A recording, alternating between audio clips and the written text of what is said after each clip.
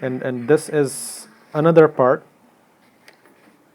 inheritance, the last one, right? It's not wasiya now. This is the actual inheritance rules that Allah subhanahu wa ta'ala made it fixed. It's precisely determined. Nobody has a right to change this. You only have the right for that 1/3. So Allah subhanahu wa ta'ala again made sure that these percentages and fractions that is mentioned, to make sure that it's fair and just and nobody fights among each other. And Allah subhanahu wa ta'ala, by the way, is the one who knows the best. He is the one who decides what fraction is appropriate for somebody. Some people say that, hey, it doesn't look correct to me. Why a female get 1 part and men get 2 part? That is again decided by Allah subhanahu wa ta'ala. We don't have any say in that. We will discuss the wisdom that scholars give, why it is in the ratio of 1:2. But at the end, whether we understand or not, we have to just take it. So these rules, there are 4 or 5 verses in Quran that most of the rules are derived from. But apart from that, there are a lot of ahadith that Rasulullah gave us, and that gives a lot of indication. Plus, some of them are, in complicated cases, we need to refer to the fatwas of scholars as well. You're not going to get into too complicated parts, but just a very basic part. So there are Quran, Sunnah are the basic places where we get these rules. Plus, there are some ijtihad of some scholars for certain specific situations. And pre-Islamic practices, in the time before Islam, and many cultures, and not just Islam, people, the women especially, they were deprived of inheritance. Even the Christian world and many other countries, they were like, women, they don't deserve money.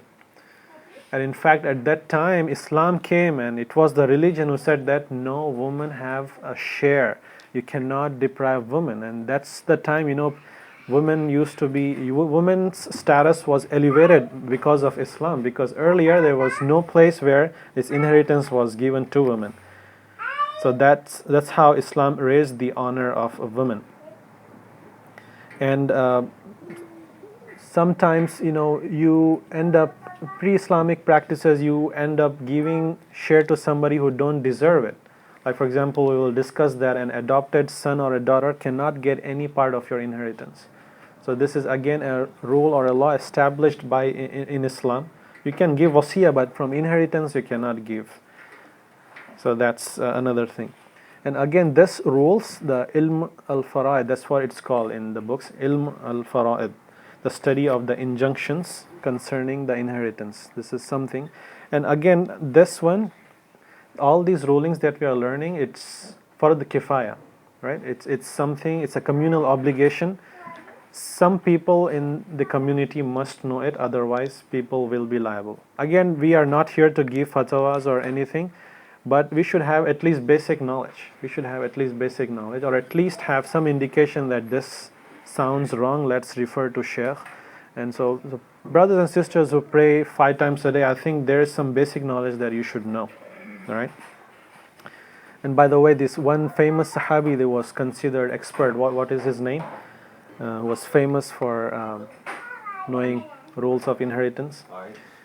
The Rasulullah specifically mentions Zayd ibn Thabit. Yeah, even Aisha radiallahu anha was very smart when it came to inheritance, but Rasulullah he said the best in fara'id is Zayd ibn Thabit. That's a Sahih hadith in Tirmidhi. So his name was very popular. Let's look at another thing, the estate of the deceased. So it's just not the bank balance that we say that, okay, this is how he had in bank and this is how we're going to calculate inheritance. There are many things that you need to know. In general, anything of value that we have, that becomes part of inheritance, okay? Anything of value. So it can be a cash, bank account, safety boxes, you have to inquire. So, you have to ask the banks, did this person have safety boxes? Many people store jewelry and important material there. You have to ask these things. And houses, land, properties, of course, and the cars and animals even. And debts from people. So you have to make sure that if this person had debts or not, ask about it and see the documentation if you have any. And trusts from people, find out who owed money to this person, and even little things like clothes, books, this can have value. If he had a library or something, it can be thousands of dollars. And one of your relative is very poor, it means a big thing to him. Like few dollars can mean big thing to that relative. So cannot neglect. So if we will discuss this, some person might be appointed to distribute it. So if you are appointed as that person, then you have to be careful. You have to make sure all these things are taken care of, right? And copyrights and rights to build on a land. So there are a lot of complicated things we don't need to get into, but these are the basic things. Again, you have to remember that this wealth, all these things, doesn't belong to that person, it belongs to Allah subhanahu wa ta'ala. So anything, even $1 value, we have to be very careful. It is Allah's wealth, ma lillah, right, as the Quran says. So this needs to be distributed according to how Allah subhanahu wa ta'ala asked us to spend. When we distribute this wealth to our relatives, based on whatever rules we find from Quran and Sunnah, we have to make sure that there are few people who cannot get any wealth, any portion from that wealth. Who are these people and why are we not supposed to give to those people? Now we are specifically talking about inheritance, not wasiyah. Inheritance is the one that Allah subhanahu wa ta'ala mentioned in Quran, and we have it from a hadith. And some of this applies to wasiyah as well. Let's look. So the first one is spouse from secret marriage.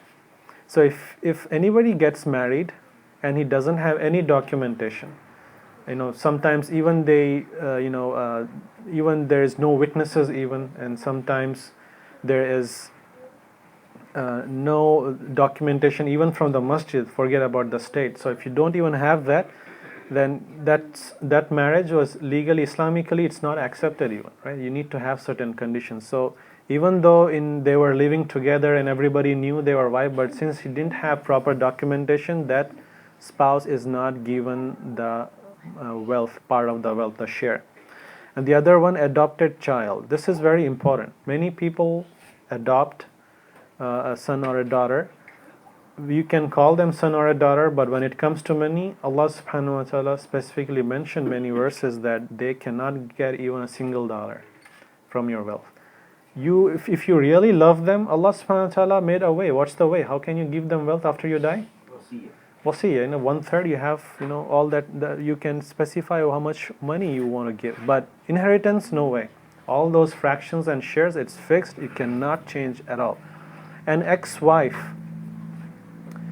So you got divorced and the iddah period ends, and now this sometimes we have seen these cases where Islamically, husband and wife get divorced after 3 months or whatever, a pronunciation of divorce, it's all over. But in according to state, you're still husband and wife, and now they didn't complete the paperwork, right? So now when they die, the wife can claim that I was his wife, I need my share, right? She can fight in the court and she'll get the money.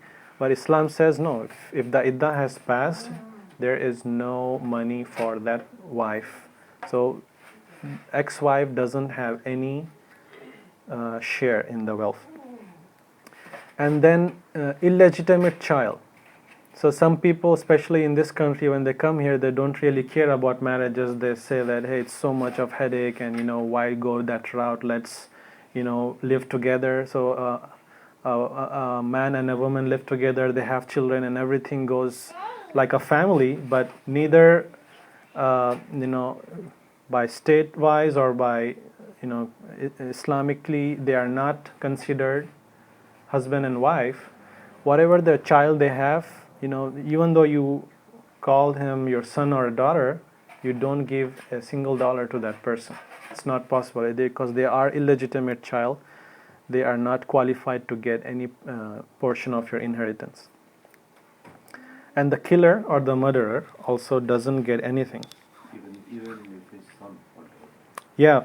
In fact, Rasulullah ﷺ said in a Sahih hadith from al-Bayhaqi, a killer does not receive any part of the inheritance. So this happens many times, right? We hear these stories like there's son and father and even uncle and nephew. The uncle writes in a will that if I die, all my wealth should go to my nephew, right? And the nephew is like, oh, I don't want to wait 10 years until he dies. Why don't I just go and kill him? I'll become a millionaire, right?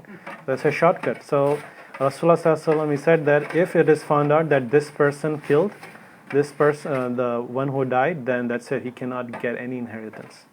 And in fact, it becomes scary. Sometimes what happens is, it can be an accident, right? I didn't mean to kill, and I was going in a car and I hit that person, and that happened to be a person whom I'm inheriting from.